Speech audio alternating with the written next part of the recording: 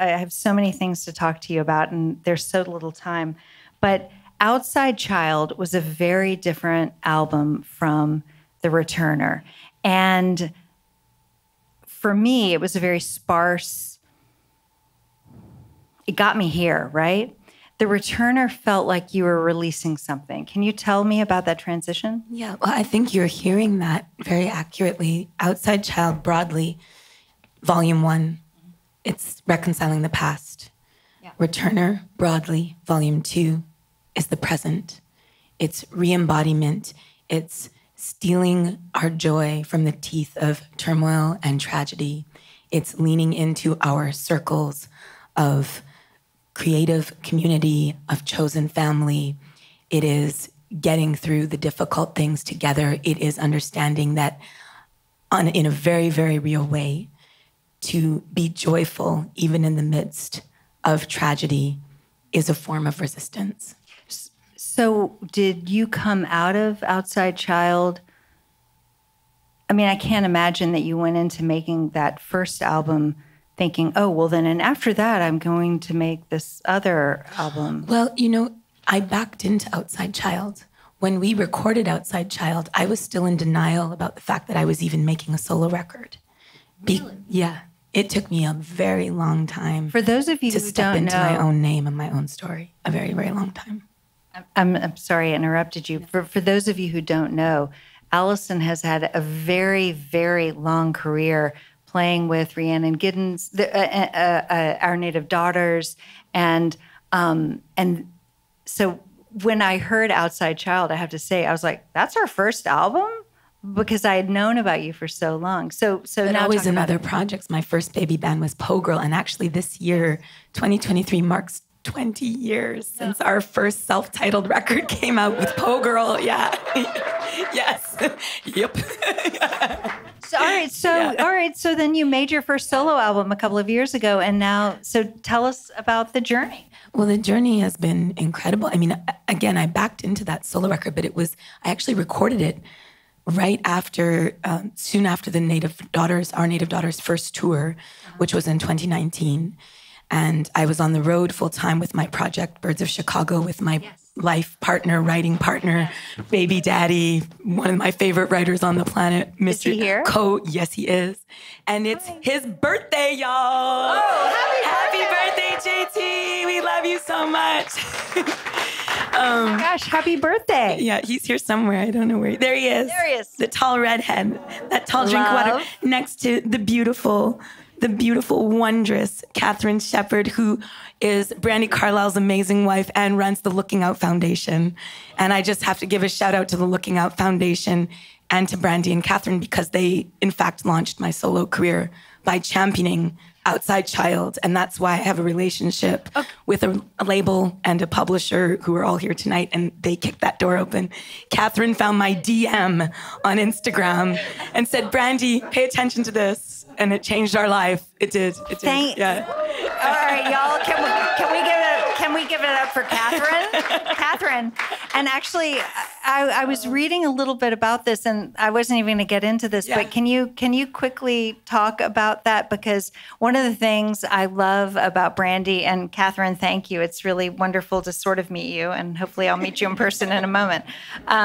Is the way they have championed.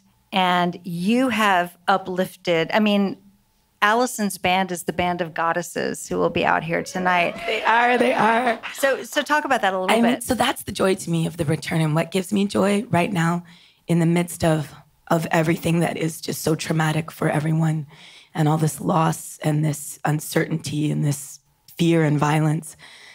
Even in the midst of all that is my circle of chosen family that uplift. I survived my childhood because of chosen family. I thrive as an artist because of chosen family. And this record, The Returner, Volume 2 of the trilogy, there's Volume 3 coming. Okay, hello. So The Returner is present, it's re-embodiment, it's reach your arms out and hold your circle close and grow it and grow it and grow it. And writing this record, JT and I and his brother Drew, writing this for our circle of collaborators, these brilliant, brilliant women, So The Returner was recorded right here in LA at Henson Studios, the former A&M Studios, where Joni recorded Blue and Court and Spark, and Carole King recorded Tapestry, and they did that amazing We Are the World collaboration where Tina Turner and Cyndi Lauper just blew the roof off. And we were in that same Studio D at what is now Henson Studios, presided over by Kermit the Frog. But tell me about Kermit the Frog. Because He's the reason I play banjo. Get out. It's true. I was raised by white supremacists in Montreal, Quebec, Canada, and I knew nothing about my own heritage, the Black diaspora, the African diaspora, the fact that the banjo is America's African instrument. I knew none of that until many years later when I met my dear sister Rhiannon Giddens, who educated me. But I knew I loved the banjo because of Jim Henson and Kermit the Frog. It's the truth. So I grew up in Montreal, and this is, you already know that I'm older than I look. And we used to have this ancient TV at my foster home, and it would beam up PBS from Burlington, Vermont. And we were allowed to watch like an hour of TV and so we would get PBS Burlington, Vermont, and it was Sesame Street, it was The Muppet Show, it was Fraggle Rock, and The Storyteller. Do y'all remember that? All these amazing Henson productions. I mean, just magical. And The Dark Crystal, they showed The Dark Crystal one time. It was like, the original, which bombed, apparently. That movie was very unpopular in its day. But to me, it's my favorite movie ever. So, yeah. Yes, of course. Yeah. So you made a conscious choice to go for me, it's A&M. A&M, so Henson. To make that. To make The Returner. And that was serendipitous, too. Originally, we were going to do it in Nashville at the Sound Emporium, which is a wonderful, wonderful place. Run by Juanita Copeland, who is a miraculous, maybe the only owner of a studio in Nashville who is a woman. Maybe her and Reba. I think that's it. Yeah. But, we were going to go there, but because of vinyl delays globally, we talked with our wonderful label, Margie Chesky and Stephanie Hobson, and they said, look, if you want to have vinyl when this record drops last month, you're gonna have to turn it in 3 months earlier than we initially talked about. We were gonna have to have it before the end of 2022. And so it was this serendipitous thing. We had been in conversations with the amazing Wendy Melvoin and Lisa Coleman, who if you don't know Wendy and Lisa, you actually do know Wendy and Lisa. If you've ever heard Purple Rain. Everybody in this room knows Wendy and Lisa, or I expel you. Yeah, no, they're absolute geniuses. And for all of us in our Rainbow Coalition Ensemble, they were like goddesses. And our beautiful brother, Joe Henry, introduced JT to Lisa Coleman via email or text. I can't remember which. And I get a text from JT at one point. I'm somewhere with Ida, our daughter. He says, Lisa Coleman is texting me with emojis. like the surreality, because she liked our demo that we made for The Returner. And so Wendy and Lisa ended up joining our circle of goddesses, Elena Canlas, who you'll meet tonight, Megan Coleman, who you'll meet tonight, Ganessa James, who you'll meet tonight. But there were 16 of us. So there was Elizabeth Pupil-Walker. There was Joy Clark, who will be joining us at our El Rey show here in LA on the 1st. There was Victoria Bialek, a young drummer from Poland who's incredible. There was Megan McCormick, who is just an extraordinary guitarist, singer, writer. Mandy Fair from Sway Wild. All the women I already named, Wendy and Lisa. So it was 16 of us, plus Kelsey Porter, who was our assistant engineer, who works at Henson, and it's just a wonderful studio. I can't say enough about it. And Wendy and Lisa have a full-time, smaller studio upstairs there where they do a lot of score work. They do their own individual work, their project together, but they do a ton of writing for film and TV now.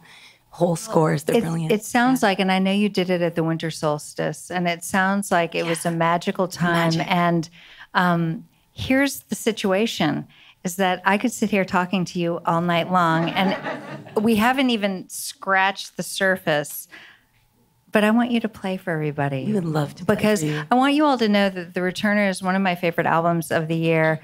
And it is a true honor to have you here tonight. Allison Russell, Thank you so much. I adore you. I adore you. And Litt, everybody. Y'all, Allison Russell. And we didn't even get to talk about being moms because I wanted to have we bonded over our mom conversation. Can we talk about your son and how cool that is, the skits that he's doing? Yeah, it's insane. But Can you just really quickly tell that story because it's amazing. Wait, which story? Your story about your son on Kimmel and playing the skits. So tonight, actor. By the way, if you go home tonight, my older son is actually on Jimmy Kimmel because for whatever reason, he actually looks exactly like George Santos. And he's an actor. He's an actor. He's an actor. And so he plays George Santos. He's actually on Kimmel tonight later. Satirical, obviously. Yeah. So anyway, but I wanted to have the mom conversation. We'll do it again. Love you. Y'all, Allison Russell. And Litt.